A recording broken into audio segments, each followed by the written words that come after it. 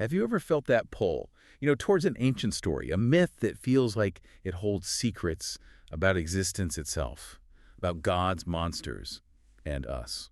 Welcome. Today we're doing a deep dive into the very heart of Hittite mythology.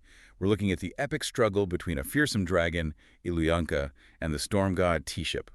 Our goal here is to really dig into these ancient accounts, to understand what they meant back then and maybe what echoes they still carry. Indeed. And our sources are, well, they're quite something. We're talking about ancient cuneiform tablets. That wedge-shaped writing. Exactly. Found at sites like Boğazgıları, the old Hittite capital in Turkey. And these aren't just, simple tales. They're cult legends. Meaning they were part of rituals. Precisely. Recited during major festivals. And they give us two different versions of this core myth, both shedding light on cosmic order, divine power, and the often brutal place of mortals caught in the middle. And these connect to even older stories. They do. There are clear links to traditions like the Babylonian creation epic, with the dragon Tiamat. It hints at this shared mythological world across the ancient Near East. Okay, so let's set the scene. We need to imagine this world. The elements themselves, like the storm, they're gods. Right, personified. And chaos. Chaos takes the form of a monstrous serpent. Illuyanka. Locked in this cosmic battle with Tiship, the Hittite storm god, the big one. And this wasn't just a story told around a fire. Oh no, far from it. This myth was absolutely central to the Purulia festival. Which was a huge deal for the Hittites, right? A crucial religious ritual. Celebrating renewal, the turn of the seasons. It was performance, religion, culture, all rolled into one. We even know who might have written some of this down. We do. A priest named Kella, connected to the Neric storm god, seems to have been involved in compiling or translating these stories, probably from the older Hatti language into Hittite. But the priesthood was key in preserving this.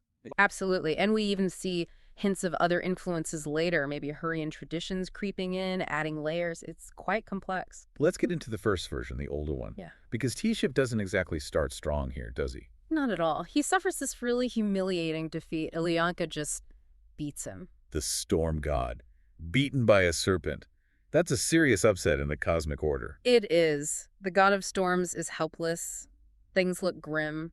But then a different kind of power steps in. Not brute force. Right. Cunning, in the form of the goddess Inara. Described as a protector, but also sharp.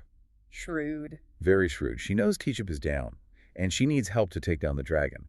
And she turns to a mortal. Hypasias, from Ziggurat, just a regular guy. Seems so. A mortal man, apparently married with kids. And there's a negotiation. This part is fascinating. It really is.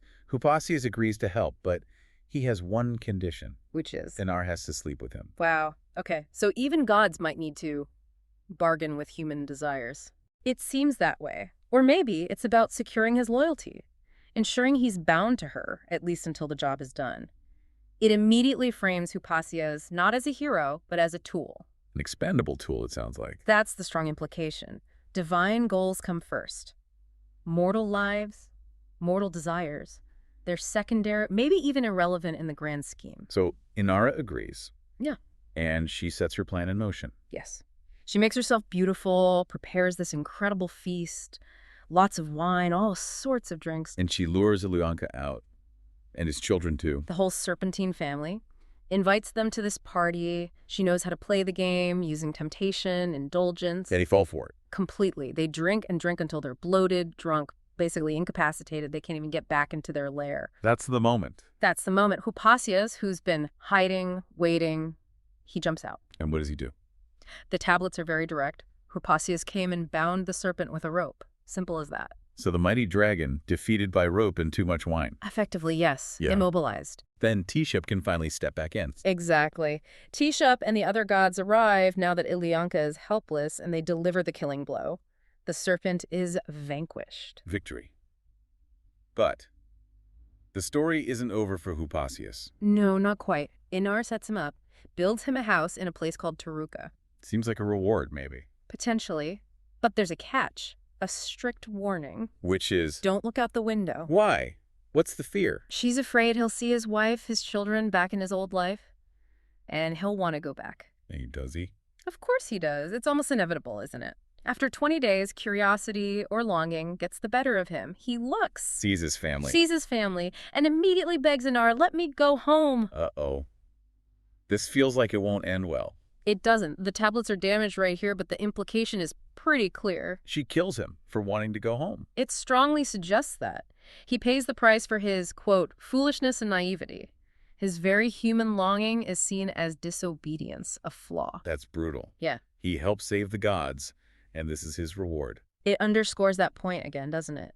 Mortals are tools, their lives, their feelings, ultimately secondary to the divine narrative. A stark reminder of the power imbalance. Okay, so that's one version, but you mentioned there's another later one. How does that differ? Right, the new version. And this one feels more literary, more dramatic, maybe more developed. And Ilyanka's initial victory. It's even worse for Tiship here, much worse. The dragon doesn't just beat him. What happens? Ilyanka takes his heart and his eyes. His heart and eyes. That's Figuratively. symbolic, rendering him powerless. Essentially, yes, an empty shell.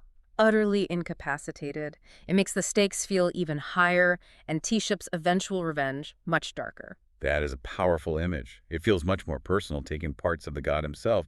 So how does Tiship come back from that? Well, his plan is far more intricate this time, and colder. Colder? How so? He marries the daughter of a poor man, has a son with her. A son who is mortal or semi-divine. Essentially a human agent, much like Hypasia's, but this son is raised for a specific purpose. He grows up, and Tiship arranges for him to marry Ilyanka's own daughter. Wait, marry the dragon's daughter. So he infiltrates the enemy's family. Exactly. It's a long game. Deep infiltration. Shows a willingness to use everything, even his own child, his own family ties, for revenge and power. You mentioned hurry and influence earlier. Does that kind of complex family dynamic fit? It does, yes. Hurrian literature often featured intricate plots and family relationships. This version feels like it might have absorbed some of that storytelling style from cultures to the east. Okay, so the son marries the dragon's daughter. What's the next step in Tiship's plan? It's incredibly calculated. Tiship tells his son, when you go to your wife's house, meaning Ilyanka's home, ask for my heart and my eyes back. Yeah, ask for them. Does the son even know what he's asking for? Whose heart and eyes they are? The sources describe him as naive. Unaware of the full story, the implications, he just obeys his father. Ilyanka just gives them back to his son-in-law. Apparently, yes. The son asks, and he gets them. He brings the heart and eyes back to Tiship. Wow. Okay, so Tiship is whole again. Whole again, power restored, ready for the rematch. The final confrontation. Where does this happen? The setting might be near the sea, which could also reflect that Hurrian influence. Tiship confronts Ilyanka for the final battle. And this time, Tiship wins, presumably. Yes, but there's a devastating twist right at the end. Another one? What happens? As Tiship is about to land the killing blow on Ilyanka, his own son cries out. The son who got his heart and eyes back? Why? Perhaps he's realized the truth, the manipulation. Maybe he feels some loyalty or sympathy for his wife's father, Ilyanka. We don't know for sure. But he shouts. What did he shout? Kill me with him. Do not spare me. He chooses to die with the dragon. With his father-in-law. Yes, it's a moment of defiance or maybe despair. And Tiship. What does Tiship do? Does he hesitate? No hesitation. He kills them both, Ilyanka and his own son. Kills his own son. Yeah. Just like that. Just like that. To complete his revenge, to restore order. It's an absolutely brutal depiction of the cost of divine power, the lengths a god will go to. Family, loyalty, sacrifice without a second thought. So pulling these two versions together, what's the bigger picture here? What do these myths mean for the Hittites? Well, beyond the drama, remember the context, the Perulia festival. The festival of renewal. Exactly. Celebrating spring overcoming winter, the land's vitality returning. The myth acted out this cycle. Ilyanka, the serpent, could represent the old year, the chaos of winter being defeated. So the ritual performance was meant to ensure, what, good harvests, prosperity? Precisely. The success of the festival was explicitly linked to the welfare of the country, fertile and carefully protected. The myth ritualized that ongoing fight against chaos to keep society and nature in balance. And the two versions show the story evolving. It seems likely, maybe becoming more complex, more dramatic over time, possibly picking up those Hurrian literary elements we talked about. It shows a living tradition, people constantly retelling and reinterpreting their core stories. Let's go back to the humans, though. Hypasia's and Tiship's son. Their roles are crucial, but their fates are terrible. What does that tell us? It tells us something fundamental about how perhaps the ancient Anatolians viewed the cosmos. Both are portrayed as well, the sources call them, unintelligent, helpless, and foolish pawns. Pawns in a divine game. Exactly. They serve a purpose for the gods, facilitate the divine plan, but they themselves, utterly dispensable. They don't even get mercy at the end. So trying to read deeper symbolism into them, like seasonal kings or something, that's probably missing the point. Our sources strongly caution against that. They see those kinds of interpretations as modern projections, not reflective of how the Hittites likely thought. For them, it seems the message was simpler and perhaps harsher. Humans exist to serve the divine order, and the cost to the individual is irrelevant. It's not just about punishment, then.